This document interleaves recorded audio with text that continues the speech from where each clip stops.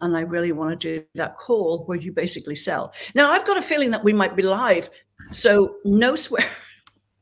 I said this the other day. I thought it was very funny. I don't think it's that funny. No swearing. Now, we did try and do this the other day, and it was a bit of a mess, to be honest. But look, what I was doing was modeling for you all. I'm not sure what I was modeling. Yeah, just getting on with it. That's it. Because if I hadn't done that first car crash of an interview, we wouldn't be here today. What can I say? We wouldn't be here today because I did it and then I saw what I didn't know. So this is a lesson in getting on with it, figuring it out on the go, right? So now here we are in front of you. We're almost coordinated in our dressage as well, right? So how'd that happen? But most importantly, you are here, or at least you're all assembling. And just for me to remind you, these are people who are experts in their field. I am bringing them to you live and free. Anything could happen every day, pretty much in December, because December is a great month, but it's also a really challenging month. It's potentially immensely stressful. It's potentially a month when people get divorced, right? It's potentially a month when people gain a dress size, or for those of y'all who don't wear dresses, maybe a suit size. But whatever it is, December is that time when sometimes people can just let it all go and feel overwhelmed with stress. And when one feels overwhelmed with stress, one can, if one is in the habit of it, one can turn to food, right? I just want to make sure. Yep, we've got Juliana here. Hey, hello, Juliana. Juliana, I know your favorite word, right? It's coming. I'm channeling. This is a lesson in getting on with it. Hey, hello, Juliana. Look, I can hear myself, and I'm just going to ignore that. It's like an echo. But Juliana, I know your favorite word, right? You know what it is? Amen. Amen. So I think you might be American, Juliana, right? Because people love that word. One of my favorite people in the whole world is Joyce Meyer. That's Meyer. Might even be Joyce Meyer. I think it's Joyce Meyer. That's how you pronounce it. And her favorite word is definitely amen. I'm scared to use it because I'm not a pastor or a preacher like her. So I feel like I would be slightly blasphemous if I used it. Yes. So, but I'm scared to use it, right? Because I love Joyce and I don't want to be disrespectful to Joyce in any way.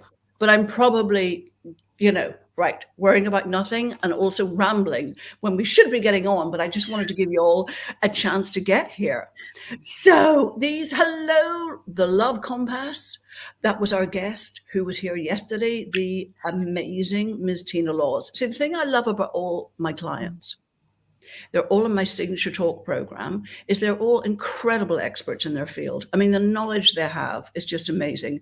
They're literally the best that I know of in their particular field. If I had a weight issue, the first person I'd go to is this lady here, Miss Vicky. I was going to say Miss Vicky Laws. They all blend into one, right? They're just one amazing persona. Miss Vicky Midwood. Honestly, she's amazing. She's the girlfriend you want if you want to get into your best shape of your life, especially after 40 and especially after 50. Best shape of your life for life, right? And if you want muscle and not fat, because sometimes people can lose weight and what they're really losing is muscle, right? But I digress. I'm going into Vicky's territory. So, Vicky, how do we not just not put on a dress size in December, but actually how do we then get into our best shape for Christmas Day and the start of the year? Because who wants to start the year or even go through Christmas Day feeling sluggish and heavy? It's like there's no fun in that. So take it away, Ms. Midwood. Thank you so much, Fiona. Yeah, it's so easy, isn't it, at this time of year to just throw caution to the wind and just eat everything in sight. There's a lot of pressure, and we know that we turn to food under pressure because it's readily available, it's consistent, it's safe, you know what you're getting, it doesn't argue back, and it actually does tick the box. It makes you feel good, but temporarily. And that is the problem. If it didn't work, we wouldn't keep going back to it, but it does. So what we've got to recognize is that that is something that we all do. And you're not broken and there's nothing wrong with you. But the first step is to decide, how do I want to feel this year? Do I want it to be a repeat performance of last year? Or do I want to feel different? Do I want to feel lighter? Do I want to feel energized? Do I want to feel like I'm having the best Christmas without letting myself down or feeling guilty or ashamed of the choices that I'm making? So the first step is ask yourself, how do I want to feel? Then you need to look at what are the behaviors that you've done in the past that have led you to feeling sluggish, lethargic, guilty, ashamed, all of those things that particularly women tend to talk about around food, and question, am I even aware of the habits that are making me feel like that? So, darling, what I'm hearing is that first and foremost, so you're going to give us 3 steps today, 3 strategies. Yeah. And what I'm hearing just now is the first one may well be awareness of how you are living, what your habits are, perhaps how you use food, right? Yes. Does that make sense? Absolutely. And, you know, the most important thing, I think, for all of us, and we're not just talking about women, I think all of us at this time of year know that there is just food everywhere. And everything kind of revolves around celebrations and meals out and drinks parties. So you're not going to escape from it, but we need to know how to handle it and manage it. So being aware of what am I feeling, what am I thinking, and how do I want to feel? Because most of us are doing this stuff almost on automatic pilot. So the first step is to kind of get conscious. Love it. Love it. Love it. For the majority of people, when it comes to food, and Christmas food shopping is kind of a classic, isn't it? Mm-hmm. We have this list. And for the majority of people, and hands up those of you who are listening, you probably smile to yourself. You buy the same things year in, year out. Why? Because it's Christmas. Without asking yourself, do I actually even like these? Who am I buying them for? And those are the kind of questions that we can start to ask, because once we get a little bit of awareness around that, we can then start to be aware of other things that we're buying and other things that we're doing as well. Love it. Love it. Love it. Awareness. What's the second strategy, my darling?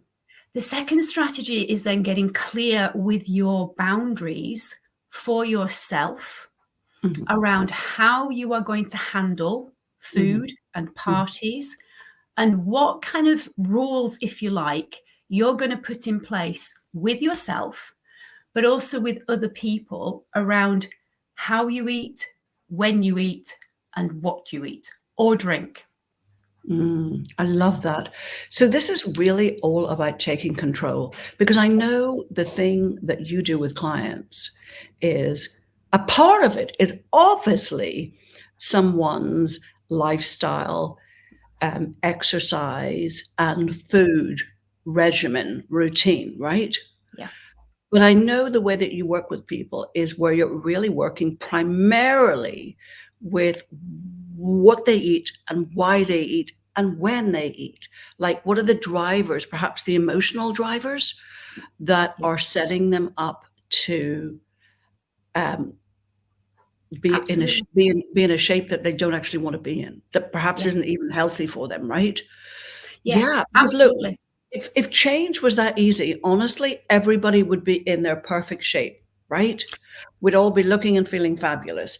And for a lot of women, change is not that easy. And actually, they're probably not conscious in the way that you're describing about the choices. They're not. And what so many women tend to do, and I'm not just saying women, a lot of people do this when it comes to change. New Year's resolutions are a prime example. We try and change too many things at once. And it's unsustainable and it's unrealistic. It's too much of a shift from what we were doing before. Yeah. And what a lot of us tend to do is change the wrong stuff first. So when we are changing things, we need to make it as easy for ourselves as possible to make that change, instead of it being a dramatic difference that is going to feel hard. Taking a tiny, tiny, tiny baby step, which probably a lot of the time almost seems, is it even worth it? Is something that you know you can do, that you're going to achieve, and you can literally go, yes, I did that. Now, every time you can go, yes, I did that, you're giving yourself the equivalent dopamine hit of a chocolate or a mince pie or a drink. Yes, I did it. Wow. And by recognizing that you did what you said you were going to do, you're starting to then create trust in yourself. And when you trust yourself, you feel more in control. Wow. I love it. You've almost got an ABC thing going on there. Yes. Vicky, you've got the attitude. Sorry, I beg your pardon. You've got the awareness. You've got boundaries, like just saying no. People are going to be offering you all sorts of SHIT, and it is SHIT. It's no value in it whatsoever. And you get to say no. You get to say no, thank you so much. And then the third thing is, what's your third thing? My third thing is be clear on how do you want to feel, and be consistent with your boundaries. So there's three things: awareness, boundaries, and the third thing is clear. Be clear and be consistent, right? Okay. There's no point you having a boundary and then going, oh, well, I'll just this time I won't stick to it. I love it. Because you've just erased part of the trust that you were building up in yourself. And then when you don't trust yourself, it's very easy to hit the F it button and just throw caution to the wind. Oh, I've blown it now. And that kind of all or nothing thinking is very powerful, especially at this time of year. I have heard people say the weirdest thing. They say things like, even at this time of year, they'll say, oh, yeah, I'm going to start in January. Yeah. OMG, are you insane? Why? Why would you want to allow yourself to accumulate a problem, like grow a problem? You know what's happening day in, day out. Interesting. So you wake up on the 1st of January feeling SHIT. It's like people, ladies, do not fall for that conditioning, that programming, that pattern. Let's just do this once differently. It's so interesting that you said that, because that is exactly what somebody said in terms of why do we do that? It is FOMO. It is fear of missing out. Wow. And in our 30-day challenge that I'm running at the moment, which is Do It Different in December, one of the ladies said she's not even aware or conscious of thinking. She just grabs food and it's in her mouth and she's eating it. Stop. Yeah. And it's that. If you've got to get the awareness first. Wow. But it's the FOMO. It's the fear of missing out. Yeah. And yet, we have Christmas every year. Yeah. You can have a mince pie whenever you like. Yeah. We're living in a world where there's a food shop on every single corner. I know. We're not in scarcity anymore. You're not going to miss out on anything. Yeah. But this is the stories that we tell ourselves about the food that is around. But also a lot of that is down to, oh, I don't want to hurt someone's feelings, or everybody else's, so I will. And this is where you have to ask yourself, go back to the awareness, how do I want to feel? Mm-hmm. Because if that food makes me feel bloated and uncomfortable, or I wake up with a carb hangover, just to please somebody else. Well, hang on a minute. You're the one waking up feeling like that. They aren't. Oh, I love it, Vicky. Honestly, I read something the other day about this uber expensive. I mean, we're talking many, many, many thousands. It's £75,000 a week. Stay with me now. This new program for the uber rich, and basically they get a Vicky. Basically, they get a Vicky. They get a Vicky. They get someone like Vicky who is their chaperone, right? And who is with them, sleeps in the room next to them. I know, it's true, in a proper clinic. And then that person goes home with them for a period of time afterwards, seriously, to make sure that they don't relapse, because they're so in the habit of using food to feel better, essentially. They just have no idea. And they need a Vicky there to say, now, hold on a moment. Now, hold on a moment. Let's just talk about that. What's going on right now? What's driving you to, you see? But I was saying to Vicky before we started recording, and I can see all your questions and I'm going to put them to Vicky right now, but I was saying to Vicky that honestly, Vicky is she's such a sensible person. If there's a problem, Vicky will just go, okay, well, let's just figure out the steps to the solution then, and let's just get on with it. But I was saying to her that a lot of people just aren't that straightforward. Like, it's difficult for them to create a change. Maybe they're not aware of how to create the change in the first place. And then secondly, they just simply find it difficult. And perhaps they are so used to using food to feel better. It's like, how am I going to feel better? What do I turn to? Right. So I'm going to say one thing before we get to the questions. And I wasn't planning on saying this, but I'm going to say it. So Vicky is running a challenge. It's a free challenge all during December. I'm going to put the link in later to it, which is fantastic. It's so darn educational. But if someone listening to this is just thinking, shit, I just need Vicky. I just need Vicky. What I'm going to do is invite Vicky to offer how many strategy sessions, how many like breakthrough, get me a plan to get into my best shape for the 25th of December. That's not very fluent, guys, but I'm just making it up. How many people could you sit down with one-to-one for, let's say, 40 minutes? And what I would love you to do in that time is identify the number one obstacle, because we need to know this, people, the number one obstacle that has stopped them from being in their best shape and frankly keeping their best shape, because it's one thing to get there, it's another to stay there. So that number one obstacle. And then number two, that you would create a framework, a plan for what it would take for them to hit that best shape. First of all, could I get a thumbs up? Is it just me, or who else would be interested, is committed to being in your best shape for life? Because I'm a compulsive self-improver. I want to be in my best shape. I want to be in my best in my business. I just want to be in my best in every part of my life. So can I get a yes, just to reassure me I'm not the only person here who is absolutely committed and you want to be in your best shape? And if you were offered that completely complimentary 40-minute time with Vicky, you would jump. You would jump. You would jump. So if you put a yes in there, I'm going to come back and I'm going to message you and get you connected to Vicky. Vicky, what is your email? I know you gave me that the other day, I think. Yeah, it's Vicky at, that's VICKY, Vicky at vickymidwood.com. Okay. And you will know from the names that people have come from here, right? Yeah, fantastic. Yeah, because sometimes, ladies, one just wants a fast track. I mean, I love a challenge. Got one starting myself next week.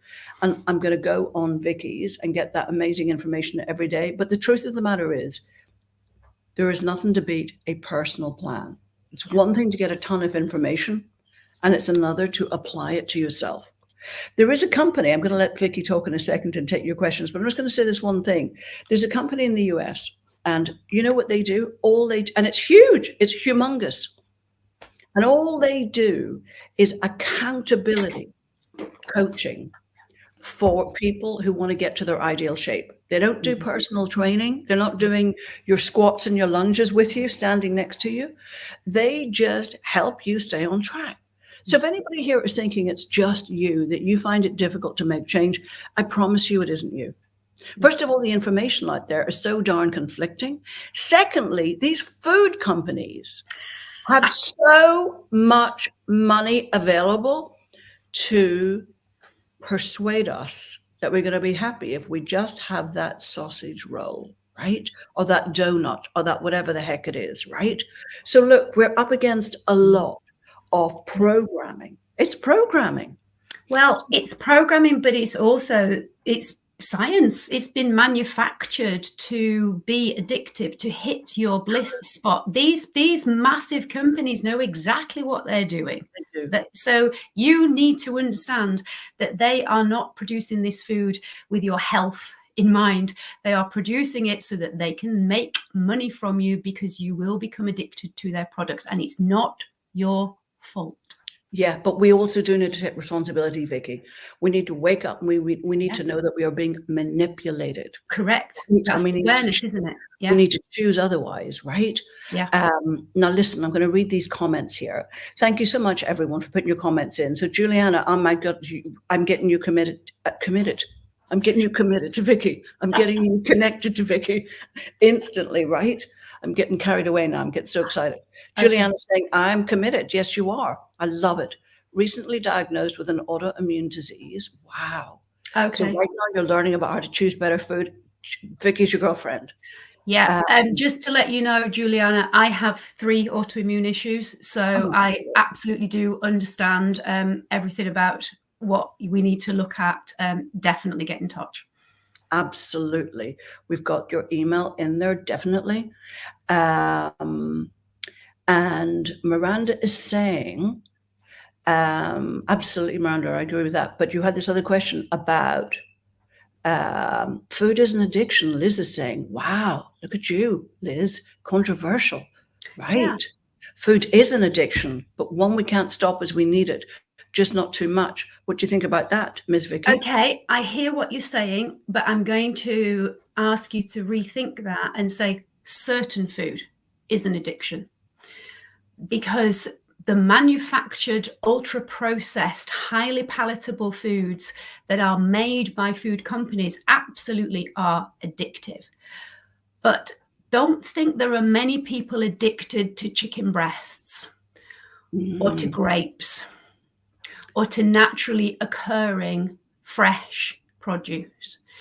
And we do all need to eat. And I kind of look at that a little bit like we have to drink, but we don't have to drink alcohol, but we do have to drink. So when people talk about I don't drink, they mean I don't drink alcohol. We all still need to drink something. We all do still need to eat. You're right. We can't not eat, but we can choose not to eat the highly processed, highly palatable man-made foods that have been made to be addictive. Beautiful. Well said. Well said. And Ms. Tina Laws at the Love Compass is saying that she's an emotional eater. Happy, sad, stressed, etc. We've got to be careful what we say about ourselves, Vicky, don't you think? Because if we say things like that in the present tense, it's like we're confirming it. Hey, this is who I am. Yeah, and the way we eat is not an identity. It's something, it's a behavior, but it's not who we are. Mm-hmm. Yeah. I love it. I love it. And Jill is talking about the conditioning around food. Yeah, that's so true. Food being a reward and that we deserve it. Mm-hmm. Yeah, I'm sorry to say parents have a lot to answer for, grandparents. It's a generational thing. And when we look back, we can see the history behind it. It kind of makes sense. There were certain foods when we had rationing in the war that were a reward and a treat because they were kind of scarce. But we're not living like that anymore. But unfortunately, we still have that same language going on. And you're right, birthdays, food. When we have funerals, food. When we're celebrating, champagne. When we're commiserating, have a drink or something, you'll feel better. So yeah, food is mixed up with loads of emotions and events and so forth. But this is where you have to decide how you are going to choose to view food. If you want to be in the best shape, mentally, physically, and emotionally, because it's not just our physical shape that food affects. It's how our brain functions. It's our memory. It's our focus. It's everything. So you're absolutely right. There's so much conditioning, but unfortunately, it's going to take a heck of a lot of all of us deciding not to use that kind of language for it to disappear. Yeah. Definitely. And, there is such a pressure on women to be slim. I mean, women are literally risking their lives and in some cases even dying with these flipping drugs they're getting on the internet to inject, right? Yeah. I mean, I love Sharon Osbourne, but Lordy, I am worried about Sharon Osbourne right Scary. now. I mean, Mm. she's gaunt in the name of God. Have we seen her recently? Pictures of her? She's been on the Piers Morgan show, obviously, of course, where else? But she's been, photographed in the newspaper, paparazzi following her everywhere. I mean, sugar, she is looking gaunt. And the problem, she says, and this is what worries me, is that her appetite has gone down so much Yeah. that she doesn't feel hungry anymore. Right. I mean, Yeah. that's a worry. That's the Ozempic drug. And this is where look, I'm not against drugs. And I think for some people, these kinds of products are very, very, very helpful. But unfortunately, what we do get then is celebrities utilizing them just for vanity. And I think we have to look at Sharon Osbourne as somebody who's always had issues with her weight and her looks, and she's made no bones about it. She is the kind of person who will jump on the next shiny object. And I'm afraid she is the kind of person who gives these drugs, I hope, a bit of a bad name, because I'd look at her and I don't aspire to want to look like that. You're right. She looks gaunt. She doesn't look attractive. But there will be some people who don't see what I see and you see, and will think that that is something that they want. Ultimately, it's not available very easily here. So there are, thankfully, some rules and regulations around being able to get hold of it. But yes, people will go to all kinds of lengths to look a certain way. And that in itself can be an addiction. So this is where we've got to look at the psychology behind what is going on for these people. And ultimately, that is kind of more important than you focusing on what food should I eat and what exercise should I do.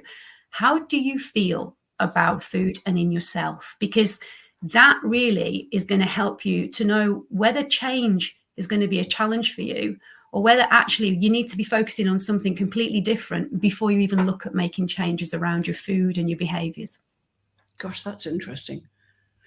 We'll wind up in a second, folks, but isn't this fascinating? Are you enjoying this? Isn't it great?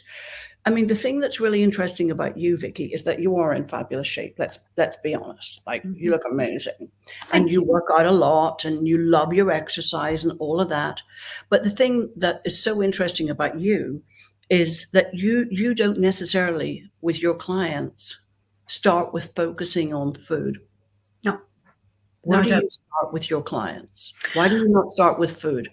I don't start with food because usually that's the thing that they've always focused on and started on. And they are so confused about it that I need to look at what are they doing in terms of their daily lifestyle habits.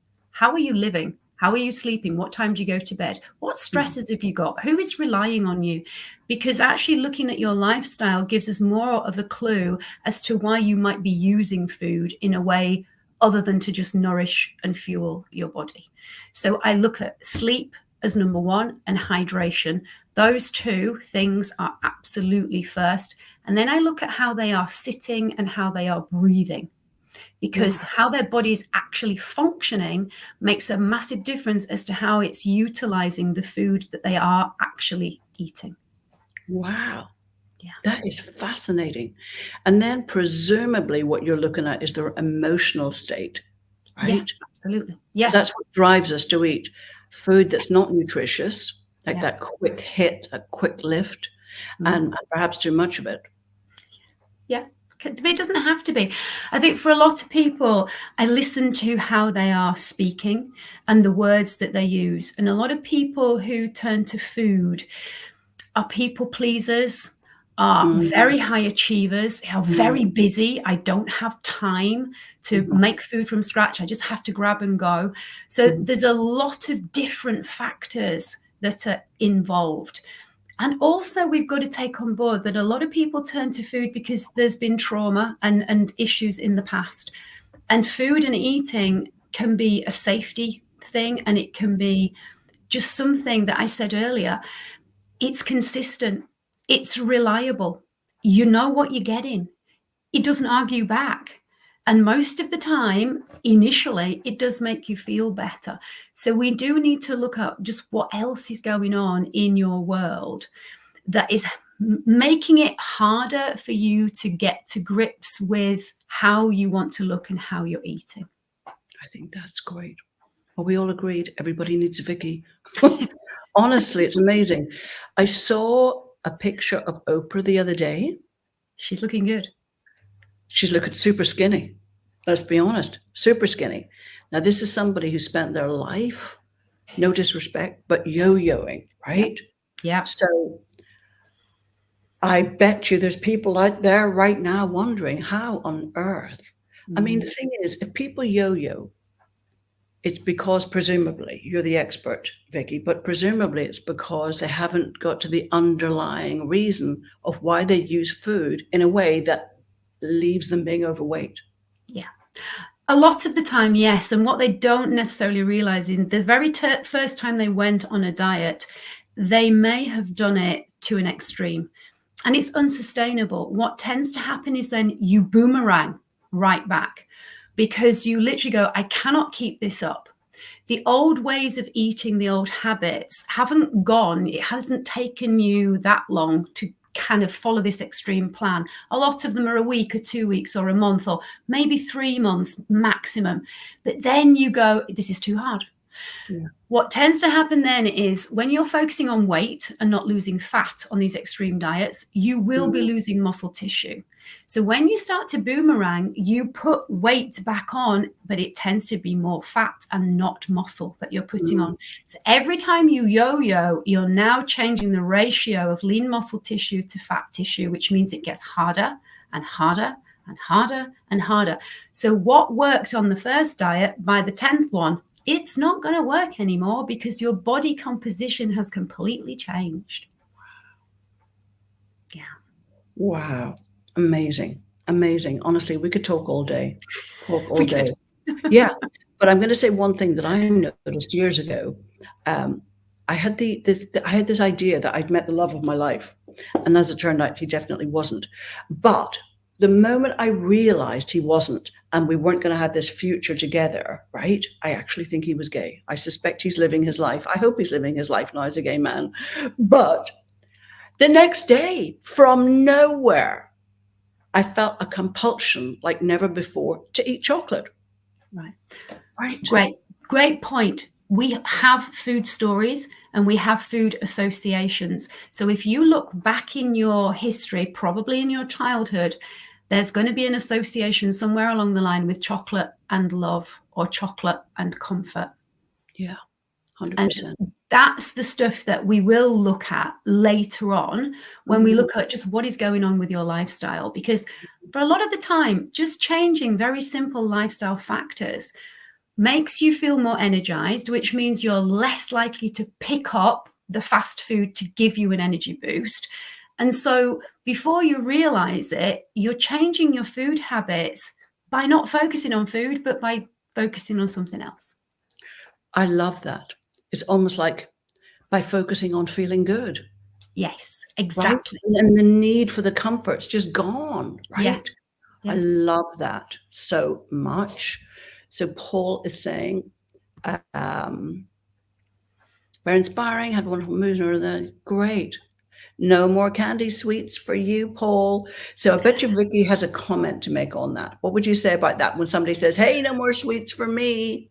No chance. Good luck with that, right? Because as soon as you tell yourself you can't have something, you're going to spy them everywhere. You're going to be thinking about them, whether you're thinking about having them or whether you are thinking about not having them, you are still thinking about them.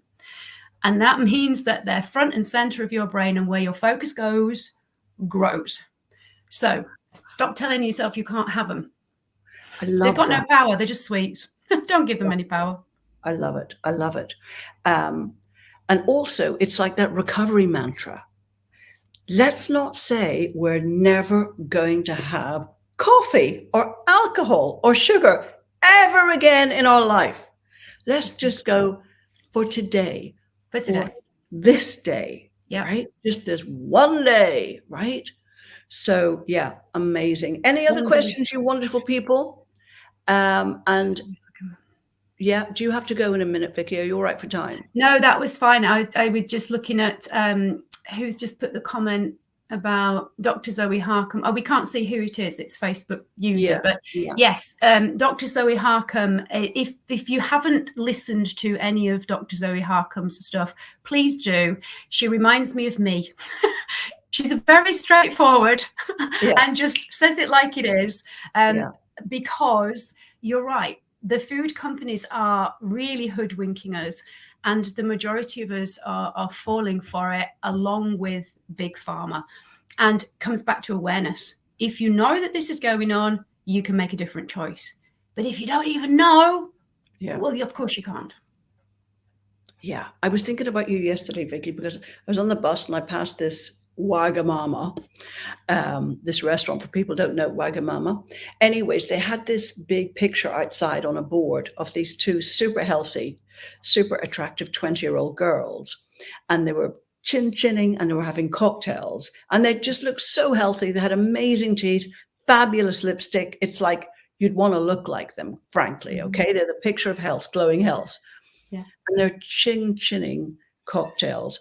You know, and I just thought that's the most overt programming I have seen in a long time, because the association is that the shiny cocktail glass is going to leave you feeling like that, like good times are going to come from what's in that glass. And it doesn't show you how they're going to feel in the morning after 3 of them, right? But this is excellent marketing. This is what the food companies are great at. I mean, I'm showing my age now, but you probably remember the advert for Flake, where she was running through the field. And then I think there was one where she was in the bath, almost making love to a flake, shall we say. But that was, and still is, when it comes to chocolates, and particularly with alcohol, it's massive, powerful marketing. And don't kid yourself, these companies get psychologists in. They know how the brain works. So it's not your fault that you're falling for it, but now you know about it, be smarter. Don't fall for it. Be smarter, absolutely. Because once you know, you can't unknow. Exactly. Now, y'all are here today. I'm a witness to y'all. I've got your names here, right? So there's no reason whatsoever for us to be manipulated, controlled, cajoled into making these choices that are no good for our flipping health whatsoever, right? Let's go for health. Let's go for our best shape. Let's go for vibrancy. Let's go for energy. And let's not fall for this nonsense, right? That makes certain companies very wealthy indeed. Indeed. Yeah. Well, look, Ms. Vicky, the final word to you. I've put your email there. Great so stuff. People can reach out to you, and you're going to do 5 sessions. People from this flow stream, flow feed to get in touch with you. Yeah. Okay. Yep. 5 sessions, and obviously, the most important thing is get really clear on what do you think is your best shape, because that will help me then to be able to help you in the best way that I can. I love that. So this might sound really superficial. Are you suggesting that people, when they do the session with you, they should have an idea of how they want to look? Perhaps even somebody in the public eye that they think, you know, they like that shape, or they could aspire to that shape. Does that make sense? Not really, because we can't look like somebody else, right? As much as I'd love to be 2 inches taller with a smaller frame, it's not going to happen, right? So I can pick on a celebrity who I haven't got a cat in hell's chance of looking like. But what I would say is, look at how would you like to feel when you try on your clothes? How would you like to feel when you look in the mirror? How would you like to feel when you're with your partner in bed or on a beach or just out with your friends? And what is that best shape for you? What does it look like? Think about how you could describe it. Think about how you would feel if you were in your best shape. Got it. Got it. Got it. Yeah. I mean, for years, I wanted to look like Paulie Yates, for those of you who don't know. Stop laughing. I loved Paula Yates. I really did. And God bless her. She died of a drug overdose some years ago. But she was super skinny. And for years, she was my model, my role model. But what I didn't know at the time, and probably nobody else knew, is she actually starved herself. Yeah, she did. She had some serious eating issues. Yeah. Yeah, absolutely. So on the call, you're going to show them the number one obstacle to getting into that shape, that ideal shape for them. And it sounds like you're going to help them identify that ideal shape as well, right? Yeah, definitely. Number two, you're going to create a plan, maybe whatever. What would it be? A 3-month plan for what it would look like, what it would entail for us, for them to reach that goal. Yeah. 3 months is a very realistic time frame. You would be amazed how much you can achieve in 3 months if you focus on the right stuff in the right order for you. Right stuff, right order for you. I love it. All right, you ladies and gents, any last words? Yep. Paula saying, is BMI a good target to set? Let's have a conversation about that. There you go. Excellent, Vicky. Amazing. Vicky, listen, will you come back in early January? Yes. Because whether we like it or not, a lot of people, obviously no one here today, but a lot of other people will be feeling fed up that they are heavier than they want to be. They're starting the new year not in great shape, shall we say. So shall we do something in early January to help those people? For sure. I've already got something up my sleeve. Oh, I say. Excellent. All right, you guys, it's been an absolute pleasure. Thank you so much for being here, and I'll see you very soon. Take care for now.